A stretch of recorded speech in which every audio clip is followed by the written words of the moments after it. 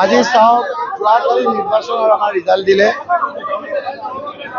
কেৱল ধুবুৰী নহয়, অসম নহয়, উত্তৰ পূৰ্বাঞ্চল নহয়, গোটেই ভাৰতবৰ্ষৰ যিমান প্ৰাৰ্থী আছিল, যিমান দল আছিল, সকলো দল প্ৰাৰ্থীতকৈ ধুবুৰী কংগ্ৰেছ দলৰ প্ৰাৰ্থীক সৰ্বাধিক ভোট দি ধুবুৰী লোকসভা সমষ্টিৰ ভোটদাতাসকলে নিৰ্বাচিত কৰিছে, এটা ৰেকৰ্ড কৰিছে। প্ৰায় 10,12,000 ভোটৰ ব্যৱধানত বিজয়ী কৰিছে। সেয়েহে মোৰ এটা দায়িত্ব আছিল, কৰ্তব্য আছিল, আমাৰ কংগ্ৰেছ দলৰ কৰ্তব্য আছিল, আনুষ্ঠানিকভাৱে যিসকলে 3টা মাহ লগনে বুকে থাকি কষ্ট কৰিলে, ৰোজা ধৰিলে, তাৰ পিছতো গৰমত, ৰ'দত, বৰষুণত তিতি তেওঁলোকে ৰাইজৰ ওচৰলৈ গৈছিল, সেই সকলোকে একবাৰ ধন্যবাদ, কৃতজ্ঞতা আৰু শুক্ৰিয়া আদায় কৰাৰ এটা প্ৰয়োজন আছিল।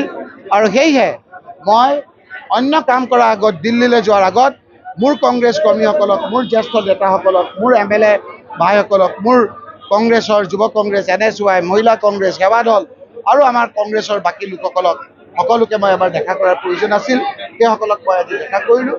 আৰু লগতে ইয়াত থকা আমাৰ গাঁৱৰ একেবাৰে কংগ্ৰেছ কৰ্মীসকল আৰু আমাৰ যিসকল আমাৰ ভোটদাতা ৰাইজ, সেইসকলকো ইয়াৰ পৰা এটা বাৰ্তা পঠিয়াইছোঁ যে আমি কি ধৰণেৰে আজি আমি কাম কৰিম।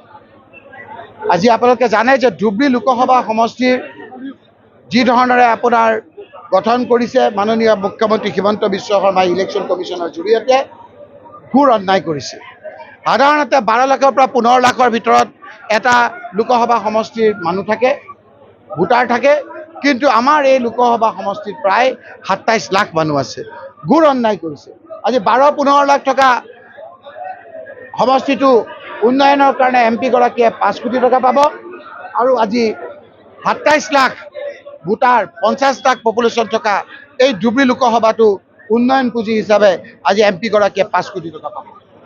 এই কথাখিনি আপোনালোকৰ যোগেদি যোৱাকালিও মই কৈছোঁ, আৰু উপযুক্ত মঞ্চতো আমি সোচ্চাৰ হ'ম, এইটো ঘোৰ অন্যায় কৰিছোঁ।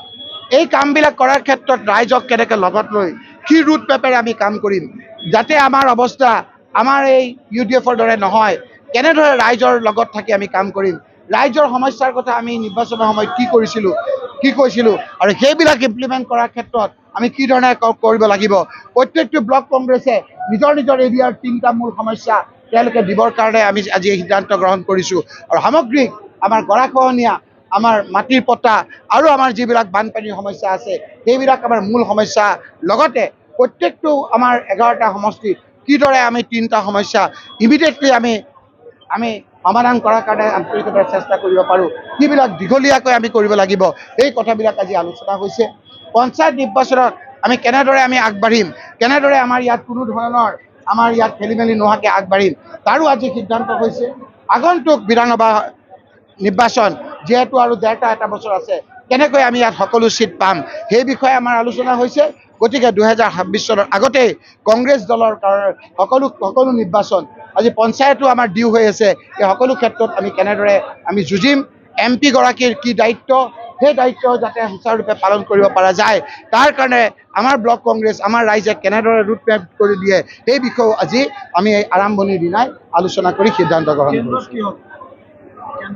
আজি আপোনালোকে চাওক যে কেন্দ্ৰতটো স্পষ্ট মতামত যে NDAক এবাৰ ৰাইজে বিচৰা নাই, মাননীয় প্ৰধানমন্ত্ৰী ডাঙৰীয়াক এবাৰ প্ৰধানমন্ত্ৰী হিচাপে বিচৰা নাই, আৰু সেইকাৰণে মুখ্যমন্ত্ৰী ডাঙৰীয়াই চাবচোন আন দিনতকৈ অলপ চিঞৰ বাখৰটো তেওঁ বেছি হৈছে। তেওঁ ৰকিবুল হুছেইনৰ বোলে যোৱাকালি বোলে নায়ক বুলি ক'ব বিচাৰিছে। মোক তেওঁৰ জালত মই ভৰি নিদিওঁ, তেওঁৰ নায়কৰ জালত যদি মই ভৰি দিওঁ, মই ইমান ভোটাৰে মোক বিজয়ী কৰাৰ পিছতে মই 0 হৈ যাম। তেওঁৰ নায়ক মানে, তেওঁৰ হিৰো মানে মই 0। এতিয়া তেওঁ উত্তৰ দিয়ক যে কেইদিনমানৰ আগত যে তেওঁ সোচ্চাৰ হৈ কৈছিলে যে গৌৰৱ গগৈ ডাঙৰীয়া হাৰিব, এতিয়া গৌৰৱ গগৈ ডাঙৰীয়া যে জিকিলে, সেই কথাৰ উত্তৰটো প্ৰথমে দি লওক। তেওঁ এতিয়া ডাইভাৰ্ট কৰিবলৈ বিচাৰিছে, ৰকিবুল হুছেইনৰ কথা কয়, ৰকিবুল হুছেইন ডাইভাৰ্ট নহয়। ৰকিবুল হুছেইনে সুধিছে তেওঁক যে গৌৰৱ গগৈ হাৰিব বুলি কৈছিল, আপোনাৰ সিদ্ধান্তৰ বিপৰীতে, আপোনাৰ বিৰুদ্ধে যে আজি যোৰহাটবাসী ৰাইজে ভোট দি গৌৰৱ গগৈ যে জিকালে, আপুনি তাৰ বাবে নিজকে আপুনি ক্ষমা বিচাৰিবনে নাই, বা আপুনি মুখ্যমন্ত্ৰীৰ পৰা পদত্যাগ কৰিবলৈ নাই। পাঁচজনকে বিধায়ক নিৰ্বাচিত পাঁচটাকে সমষ্টি তেতিয়া মাতিলে যাবলৈ দিয়ক। গোটেই কথাখিনিতো মই কংগ্ৰেছ নহয়, মই ইয়াৰ সংঘতে। গতিকে কংগ্ৰেছে সিদ্ধান্ত ল'ব। কংগ্ৰেছ আমাৰ APCC বহিব, AICCৰ পৰা আহিব। আজি এই গোটেই কথাখিনি কেনেকৈ আপোনালোকে ক'ব?